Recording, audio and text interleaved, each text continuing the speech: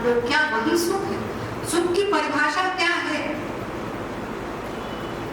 ऐसा सुख कहाँ मिलता है जो कभी समाप्त नहीं होता? उसको पाने के लिए क्या प्रयत्न करना पड़ता है? क्या वो परिश्रम हम कर सकते हैं आसानी से? ये सब तत्व ज्ञान प्राप्त करने के लिए गुरु के पास जाना है।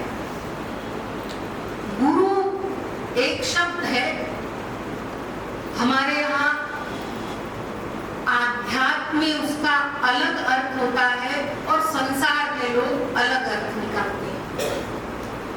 संसार में गुरु शब्द का अर्थ भारी होता है, हैवी कुछ चीज है, बहुत भारी है, उसको गुरु कहते हैं। गुरुत्व तो है इसमें, बड़ा है, भारी है। और कुछ लोग लफंगे जो होते हैं वो कहते हैं कि भाई ये जो आदमी आ रहा है बहुत अच्छी अच्छी बात कर रहा है, बहुत गुरु आदमी, मतलब 420, गुरु मतलब 420। उसके आगे भी शब्द लगा देते हैं, घंटाल, बहुत गुरु घंटाल, ऐसा बोलते हैं। ये तो संसार के लोग शब्द बोलते हैं, मतलब निकालते हैं। आध्यात्मिक जगत में गुरु शब्द का अर्थ होता है अंधकार दूर करने वाला। हमारे यहाँ संस्कृत में हर शब्द धातु से बनती है, धातु से, कोई धातु है उससे शब्द बनाया जाता है व्याकरण में, उसी को फिर सही माना जाता है, प्रमाणित हो गया, ये सही शब्द है, इसका ये अर्थ।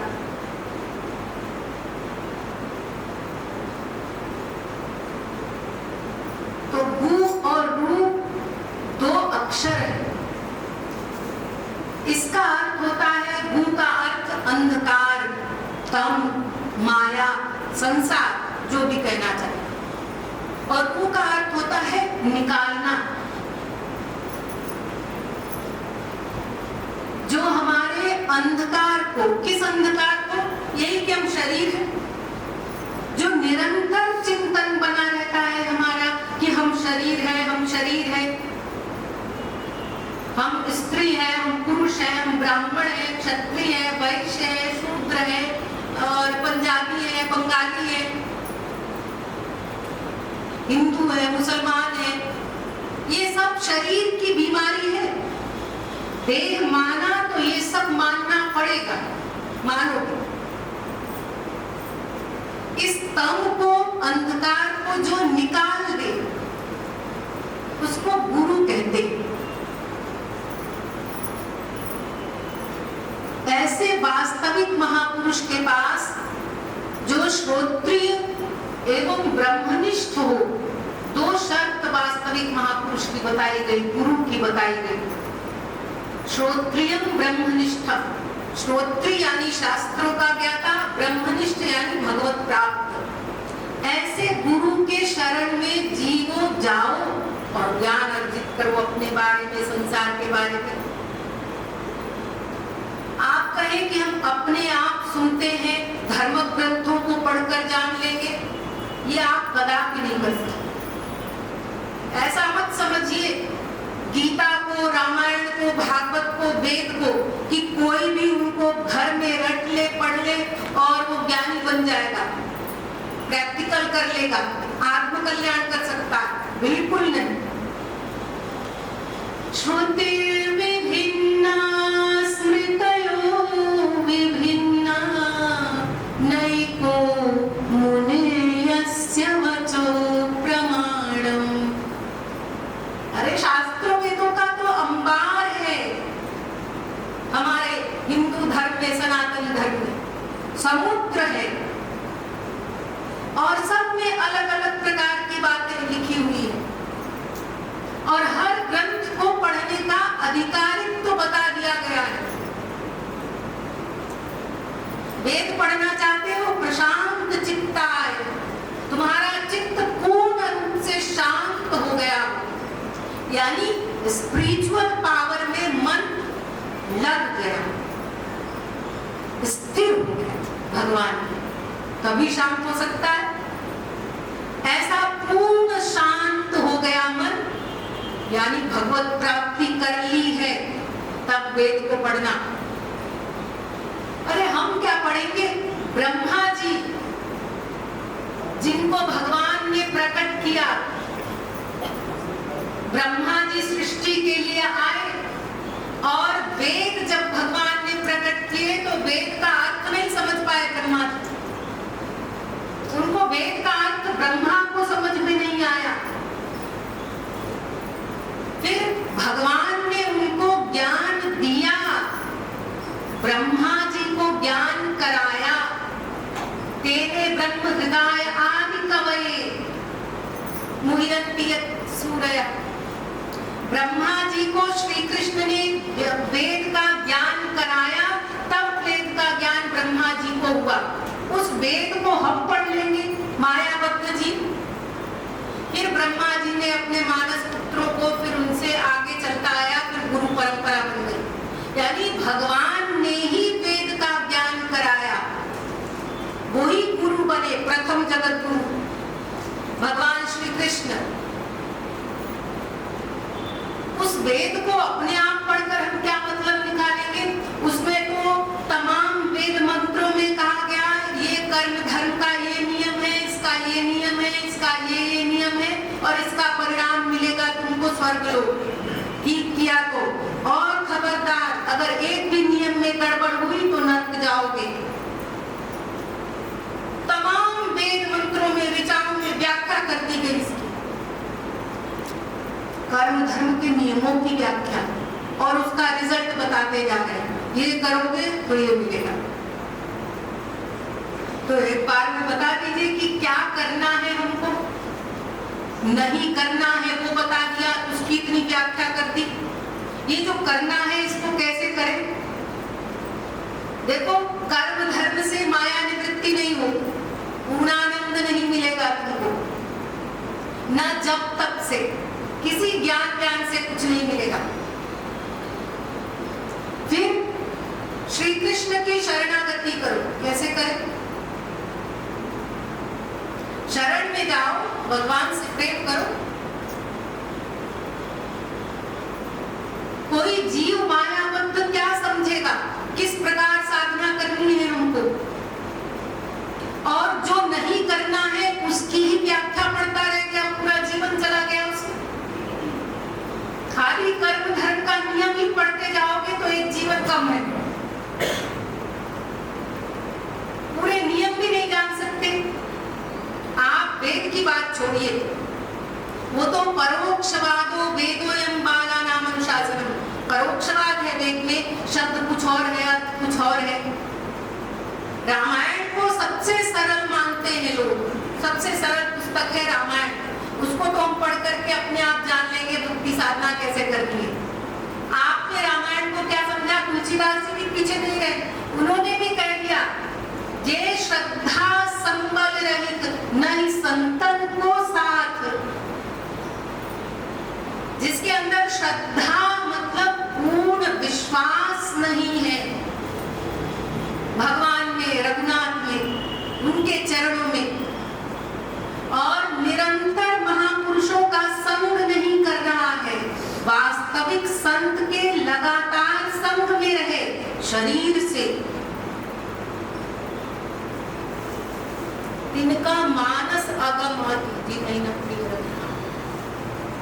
और कामी नारी प्यारी जिन, ये भी कह दिया भगवान प्रिय लगते हो, उनमें पूर्ण श्रद्धा हो, उसके बाद भी महापुरुष का निरंतर संग चाहिए उनको। अगर संग नहीं मिला तो भगवान की लीलाओं को सुनेंगे और बुद्धि लगाएंगे। देखो जी, भगवान राम ने ये क्या काम किया, सीता जी को रावण उठा कर ले गए। भगवान नागपाश में बने हैं, ब्रह्म होकर, पूर्णतम पुरुषोत्तम होकर। पार्वती जी को तो माया ही लग गई। शंकर भगवान जगदीश, उनकी अर्धांगिनी और माया उनको लग गई। भगवान के परिवार में कोई माया भक्त होता है क्या? इस प्रकार बुद्धि लगाते रहोगे और शंका पैदा होगी, और श्रद्धा नहीं है तो अर्थ निकालते हैं, गलत अर्थ निकालते हैं, मनोरंजन करते हैं। लोग कहते हैं अमुक वक्ता ने रामायण के एक दोहे का, एक चौपाई का 50 अर्थ निकाला, बड़े बुद्धिमान। तो ये भी बताया कि 50 में से सही कौन सा है, या खाली कंफ्यूज कर दिया। मनोरंजन रामायण से कर देते हैं। तो अगर बिना अधिकारित्व के जब तक भगवान कामी नार प्यारी जी, जैसे संसार में घोर कामी पुरुष स्त्री से प्रेम करता है, जैसे घोर लालची पैसे से प्रेम करता है, देखते ही हृदय प्रफुल्लित हो जाता है, ऐसा है मेरे पास इतना आया। ऐसे इससे भी कई गुना अधिक भगवान प्रिय लगते हो, तब इसको पढ़ना और सुनना, वरना वैसे ही करोगे जैसे वो बाली महाराज, भगवान ने उनको मारा और कहा कि कहो तो जीवित कर दूं।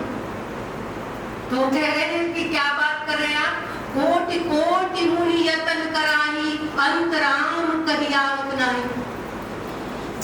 भला ऐसी मृत्यु को मैं क्यों छोड़ूंगा और मैं क्यों जीवित रहना चाहूंगा। इस स्थिति के लिए, आपकी झलक पाने के लिए योगींद्र मुनींद्र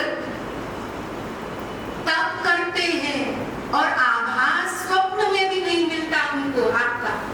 मेरा सौभाग्य देखिए, मेरे सामने आप साक्षात खड़े और मैं प्राण छोड़ रहा हूं, जिसके लिए मुनींद्र तप करते हैं। अंत में भगवान का नाम निकल जाए उनका चिंतन करते हुए, मेरे सामने साक्षात राम खड़े हैं। मैं क्यों कहूंगा मुझे जीवन चाहिए, मुझे कोई जीवन नहीं चाहिए। ये अर्थ है उसका, और उसका अर्थ निकाला एक वक्ता ने मनोरंजन के लिए, पब्लिक के लिए। कोटि कोटि मुनि यतन कराही अंतराम कहियावत नाही। तो उन्होंने कहा, एक गृहस्थी के घर में एक संत आकर रुक गए, उनके बरामदे में जगह खाली थी, घर बंद था, तो महात्मा ने अपना रुक गए, होगा किसी का भी, बाहर थोड़ी देर अपना रेस्ट कर लेंगे, फिर चले जाएंगे आगे के सफर पर। जब गृहस्थी आया तो उसने पूछा कोटि को, कोटि कोटि शब्द है ना, तो उसका देखिए मजाक बनाया और कह रहे हैं इसका मतलब है कोटि को। गृहस्थी पूछा है कौन रुका है यहाँ पर, तो वो कह रहे हैं मैं टी मुनि बोल रहा हूं जो संत रुके थे। तो कह रहे हैं कि अब जाइए आप यहाँ से। तो वो कह रहे हैं कि ठीक है मैं जाता हूं। पहले मना किया नहीं, फिर कहा अच्छा ठीक है मैं जाता हूं। वो मुनि चले गए। ऐसे खाली मनोरंजन करने के लिए जोक बना दिया और तमाम अर्थ इसी प्रकार निकालते रहते। तुलसीदास जी कहते हैं पहले ही अगर श्रद्धा नहीं है, महापुरुष का संग नहीं है, तो मत पढ़ना, सुनना भी मत। तो हर धर्म ग्रंथ, ग्रंथों को खाली पढ़ करके आप भगवान से प्रेम नहीं कर सकते। और महापुरुषों में भी, गुरु मतलब महापुरुष होता है, संत होता है, लेकिन सभी महापुरुष तत्व ज्ञान नहीं करा सकते जीव को। सारे संत गुरु नहीं होते, लेकिन गुरु संत होता है। तमाम महापुरुष संत हुए हैं हमारे यहाँ 500 वर्ष पहले, सब भक्ति मार्गी महापुरुष आए थे, लेकिन वो जीवों को समझाते नहीं थे, उनको सिद्धांत नहीं बताते थे, उनसे साधना नहीं करवाते थे। अगर कभी किसी जीव से टक्कर हो गई और पूछ लिया आप तो महात्मा है बता दीजिए, हाँ भगवान से प्रेम करो, बस प्रेम करें। इतना सुन करके क्या आप भगवान से प्रेम कर लेंगे, साधना कर लेंगे? संसार में रहना है और कह रहे भगवान से प्रेम करो। किस प्रकार साधना करें? वो कुछ सिद्धांत नहीं बताएंगे। तो महात्मा तो बहुत से हैं, लेकिन हमको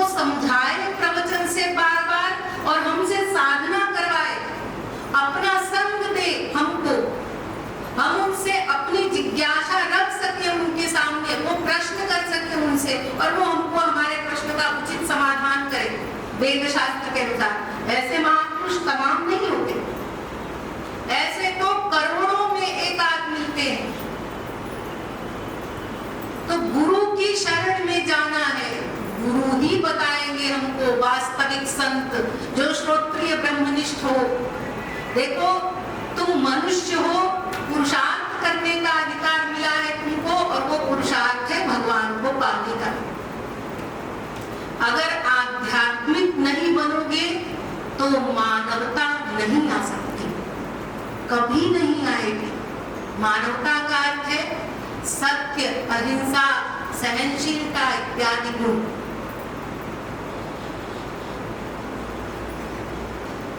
कोई मनुष्य है खाली बड़ा अच्छा, आध्यात्मिक नहीं है, तो मान लीजिए कि वो पाखंड कर रहा है बाहर से। बिना आध्यात्मिक बने मनुष्य बन ही नहीं सकते, असंभव है, असंभव। वो गुरु समझाएंगे हमको, ये शरीर भगवान को पाने के लिए मिला है।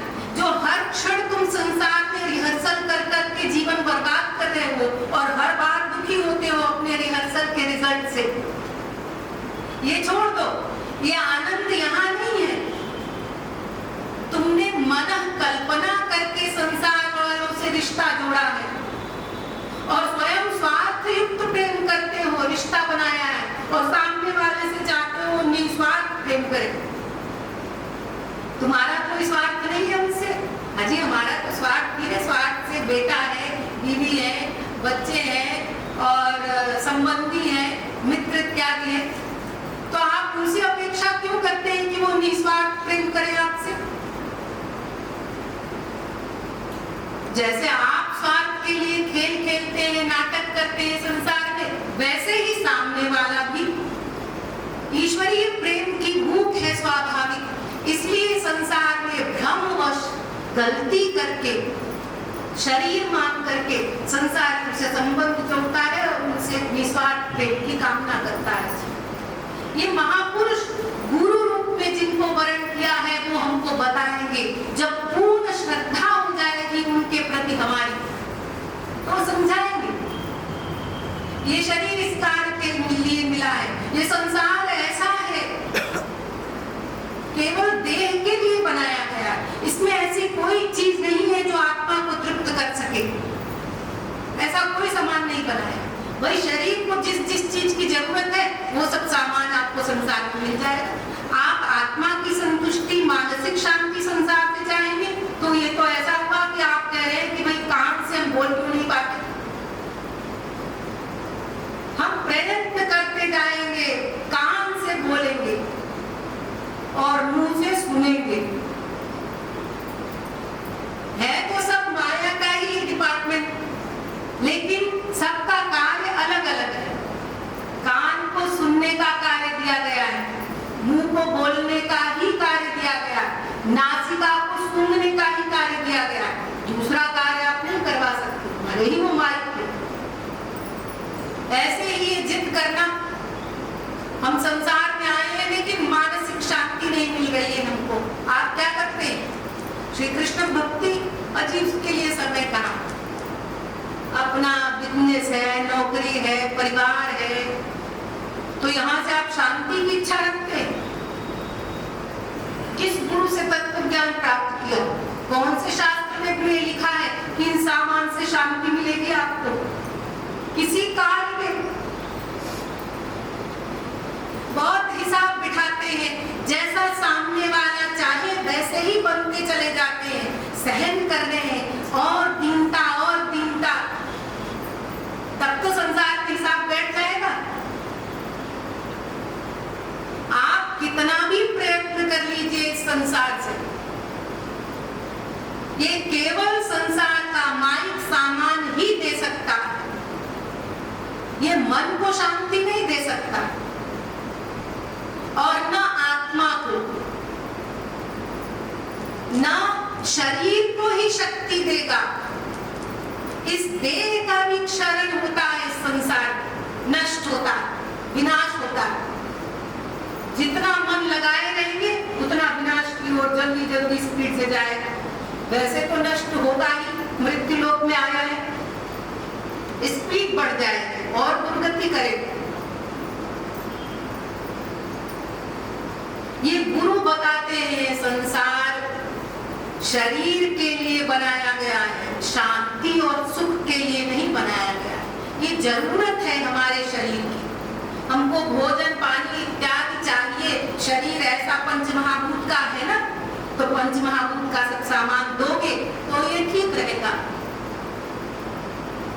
बीमारियां कम होंगी, फिर साधना कर पाओगे भगवान के लिए, मन लगा पाओगे बैठकर।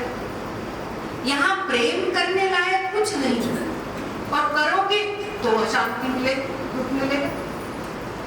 देखो शरणागति करनी है भगवान की, गुरु की, क्योंकि जब तक मारिक अवस्था है हमारी, तब तक तो भगवान प्रकट होकर नहीं आकर कहेंगे कि हमारी सेवा करो तुम।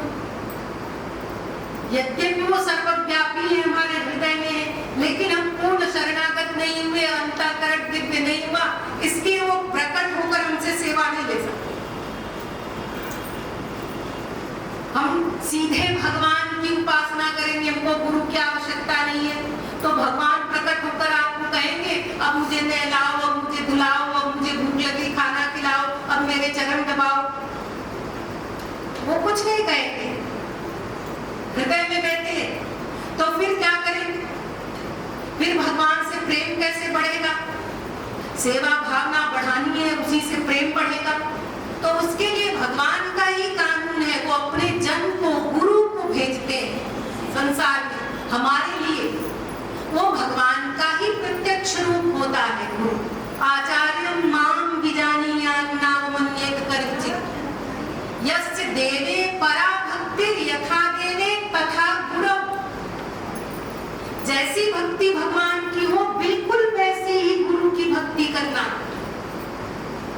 उससे कम मत मानना कभी, नहीं तो नामापराधी हो जाओगे, नामापराध होगा। भगवान ही मानकर गुरु की आज्ञा पालन करो, सेवा करो। सेवा मतलब क्या होता है? सेवा का मतलब होता है हमने कोई कार्य किया, इच्छा बनाई, गुरु की आज्ञा हुई, सबसे सर्वश्रेष्ठ सेवा तो है अपने आप समझना अब इस चीज की आवश्यकता है गुरु को हमारी, अपने आप समझ लिया अब ये करना है, अब ये पानी पीने का समय, अब ये भोजन करने का समय, अब थकान हो गई है गुरु जी को, चरण दबाना है। लेकिन इतनी समझ नहीं हो रही है तो आज्ञा देने पर उसमें ही सुख मान करके सेवा करना, इस बात पे बहुत ध्यान दीजिए आप लोग। सेवा का मतलब होता है उसी को अपनी कामना बना लेना, सुख बना लेना, यही मेरा सुख। जो गुरु ने आज्ञा दी वो करके मेरी आत्मा संतुष्ट हो गई, शांत हो गई। इसके अतिरिक्त कोई कार्य करना पड़ा तो उससे शांति नहीं मिली मुझे।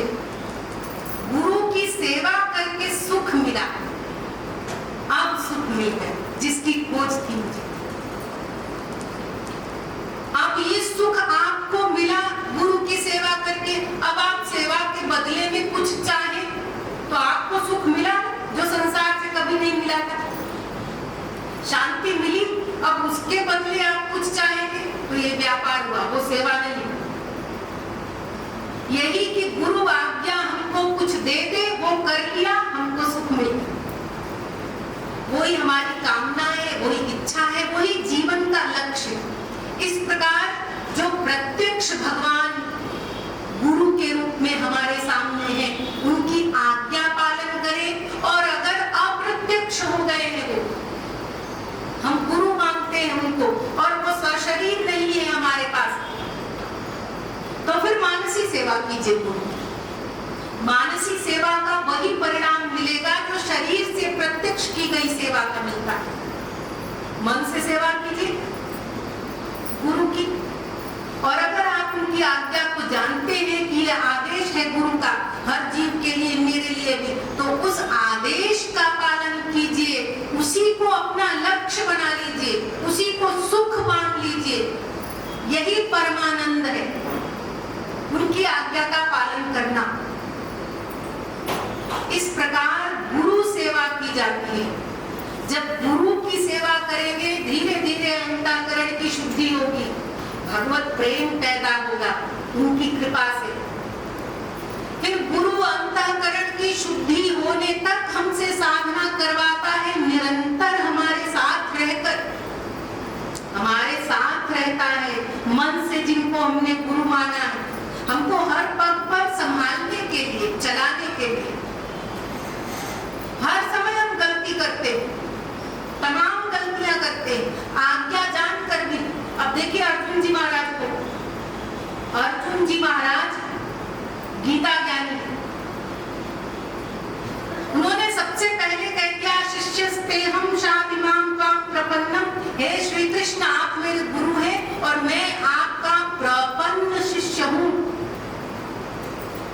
पन्न वाला शिष्य नहीं हूँ जैसे लोग संसार में करते हैं, गुरु जी आपको दंडवत प्रणाम है और पैर पर सिर पटक दिया, शरीर पटक दिया, फिर अब आउटर संसार में। न सेवा से मतलब, न आज्ञा से मतलब, उससे कोई लेना देना नहीं, खाली शरीर गिराया, थोड़ी देर के लिए मन अच्छा होगा, शरीर गिरा। प्रपन्न शिष्य हूं मैं, यानी पूरी श्रद्धा युक्त होकर के मैं आपकी शरण में आया हूं, यानी आप पर पूर्ण विश्वास करके मैं शरणागत हूं।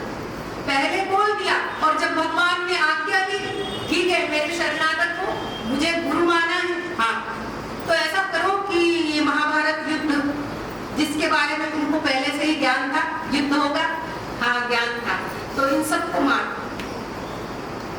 फिर वो अर्जुन जी महाराज कह रहे ऐसे कैसे मारते सबको, इन सबको मारने की बात कर रहे हैं आप, ये सब तो मेरे रिश्तेदार हैं, वो पितामह है, वो आचार्य है, इनको कैसे मारूं मैं? अरे तो तुमने ही तो कहा था कि आप मेरे गुरु हैं, मैं आपका शरणागत शिष्य हूँ, तो उन्होंने आज्ञा दे दी शरणागत शिष्य के हिसाब से, और गुरु माना है ना मन से, तो उनको अल्पज्ञ समझा है क्या कि वो तुमसे कोई अज्ञान का कार्य कराएंगे जिसमें तुम्हारा हित न हो? इतनी भी श्रद्धा नहीं है। और कह दिया बड़े बड़े बात कि मैं आपके पूर्ण शरणागत हूँ, और जब शरणागति सेवा करने की, आज्ञा पालन करने की बारी आई तो तुरंत बुद्धि लगाई, नहीं सब पितामह है मेरे, आचार्य, मैं नहीं मार सकता। और देखिए मेरा तो गांडीव भी अपने आप ही सरक गया, रथ पर गिर गया, मैं नहीं मार सकता है सब।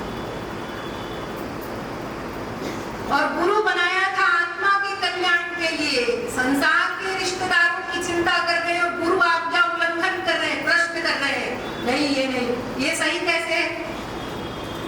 तो वो समझा रहे हैं श्री कृष्ण, गुरु है ना, वास्तविक महापुरुष के शरणागत होंगे, थोड़ी श्रद्धा लेकर भी, तो हमारे इस प्रकार के तमाम अपराधों को, शंकाओं को वो समाधान करता है बहुत प्यार से, इस आशा से कि अगर इस